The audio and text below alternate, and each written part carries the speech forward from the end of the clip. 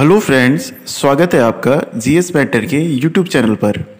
Friends, Indian constitution की class में हम लोग आज आर्टिकल नंबर 2 का अध्ययन करेंगे।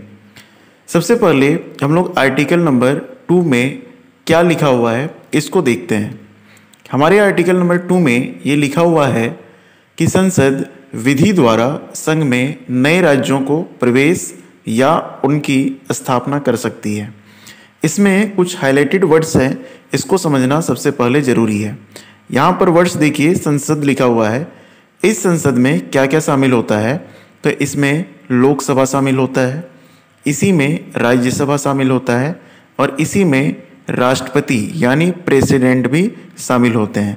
यानी ये तीन चीज़ों को अगर मिला दें तो हमारा क्या बन जाएगा? संसद या फिर पार्लियामेंट, इसी को हम लोग बोलते हैं।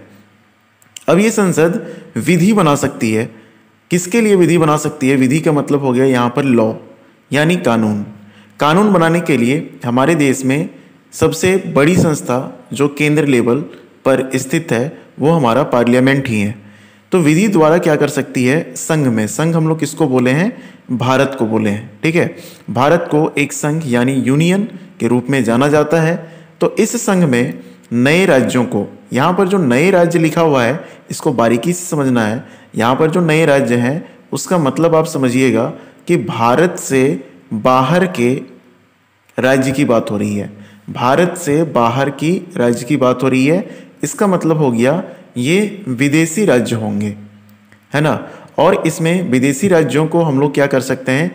अपने संघ में, अपने यूनियन में उसको प्रवेश दे सकते हैं और उसको इस्टेब्लिश कर सकते हैं नए राज्य के रूप में।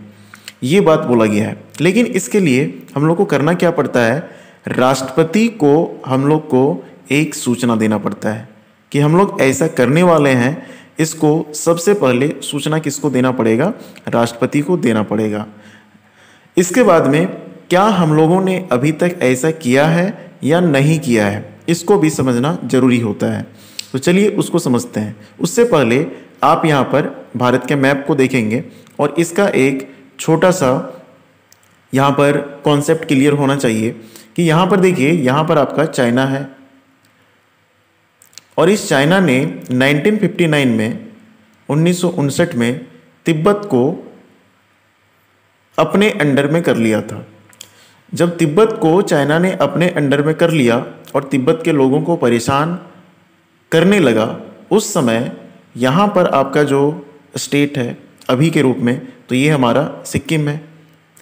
ये सिक्किम को इससे डर लगने लगा कि कहीं चाइना मेरे को भी अपने अंडर में ना कर ले।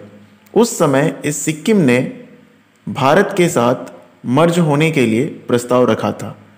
और भारत के साथ मर्ज होने के लिए प्रस्ताव रखा तो क्या भारत ने इसको एक्सेप्ट किया? तो एक्सेप्ट यहाँ पर किया गया कि आपको हम अपने देश में, अपने संघ में, अपने यूनियन में प्रवेश कराते हैं। लेकिन उसके लिए यहाँ पर कुछ संशोधन भी किए गए हैं।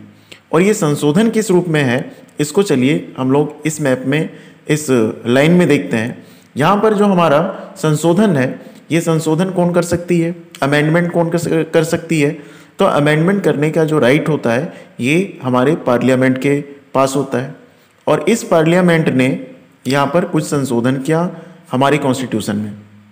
किसके लिए संशोधन हो रहा है? तो सिक्किम को भारत में प्रवेश कराने के लिए संशोधन हो रहा है। तो हमारा इसमें जो पहला संशोधन हुआ ये हुआ है 35वां संशोधन, जिसको हम लोग 35th कॉन्स्टिट्यूशनल अमेंडमेंट बोलते हैं। इसमें हम लोग जो सिक्किम को दर्जा दिए, उस सिक्किम को पूर्ण राज्य का दर्जा हम लोग नहीं दिए।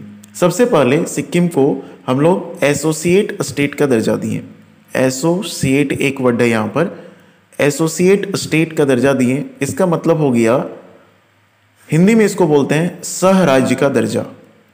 और इस सह राज्य का मतलब हो गया कि सिक्किम न तो विदेशी रहा न तो हमारे संघ में शामिल हुआ, ये बीच में रह गया। यानी हम आप पर ट्रस्ट करते हैं और ट्रस्ट के आधार पर बाद में हम आपको अपना बना सकते हैं। ये सिक्किम के साथ हुआ और यहाँ पर सिक्किम को क्या बोला गया? एक सह राज्य बोला गया। इसके लिए हमारे आर्टिकल में भी यहाँ पर कुछ जोड़ा गया और आर्टिकल 2 के नीचे ही एक आर्टिकल 2A को भी जोड़ दिया गया। ठीक है, और ये 2A किसके लिए जुड़ा था? तो इसी सिक्किम के लिए जोड़ दिया गया था।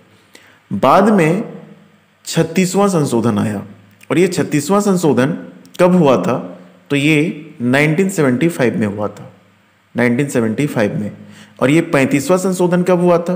तो ये आपका 1974 में हुआ था, यानी 1974 में हुआ था। तो 36वां संशोधन करके हम लोग किए क्या?